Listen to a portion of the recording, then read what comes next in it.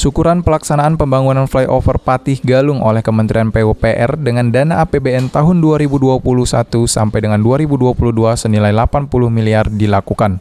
Dalam syukuran ini, Wali Kota Prabu Mulih menyampaikan kalau pembangunan flyover Patih Galung merupakan upaya yang dilakukan pemerintah Kota Prabu Mulih untuk mengurai kemacetan di titik perlintasan kereta api, serta sebagai pemerataan pembangunan. Disinggung terkait langkah Pemkot Prabu Mulih yang terpilih dibangun flyover pertama dari 12 flyover se-Sumsel. Ridho Yahya mengatakan jika pihaknya telah menyiapkan APBD perencanaan pembangunan flyover jauh-jauh hari. Selain itu, pembebasan lahan juga sudah dilakukan. Penganggaran. Nah, makanya waktu itu kita mencoba 8 tahun turun naik. Akhirnya perencanaan kita yang buat. Jadi melalui APBD kita buat perencanaan. Jadi pusat itu kita serahkan. Ini kami udah buat APBD perencanaan, ini sudah kami buat tuh. Lahannya sudah kami bebas tuh. Ayo tolonglah gitu. Alhamdulillah. Finalnya mungkin lebih kurang 1 bulan saja dengan penandatanganan kontrak pembangunan flyover. Dan ini jujur aja tidak semua kabupaten kota yang mendapat model ini, mendapat flyover. Ini jalan kota ya, jalan kota yang di luar kota Palembang lah, jalan kota yang dibangunkan flyover. Terhitung mulai hari ini, proyek flyover Patih Galung resmi mulai dikerjakan.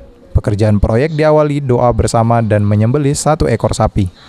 Sementara itu, Kepala BBPJN Wilayah 5 Palembang, Saiful Anwar, cukup mengapresiasi atas keseriusan Wali Kota Prabu Mulih dalam memperjuangkan pembangunan flyover dengan menyiapkan lahan dan desain secara matang.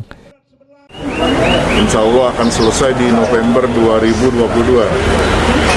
Nah, kami sangat terima kasih sekali Pak Wali Kota, lahannya sudah siap. Pada saat kita tender, lahannya itu udah bebas. Kalau lahannya tidak bebas, jangankan kontrak, tender aja nggak boleh. Ya, jadi ini 1 flyover di antara 12 yang diperlukan di Sumsel ini. Perlintasan dengan kereta api itu ada 12. Ini pertamanya di Prabu Mulih. Nah, nggak tahu saya. Kalau secara teknis memang ada kemacetan dan lain-lain. Dan kenapa di Prabu Mulih, Pak Wali Kota bisa jelaskan. Meski secara teknis flyover dengan panjang 382 meter siap dibangun, namun Wali Kota meminta dukungan masyarakat agar proyek ini selesai sesuai target, dan masyarakat diminta untuk bersabar dalam menghadapi pengalihan arus lalu lintas ke jalan lingkar. Beni Firdaus, PAL TV.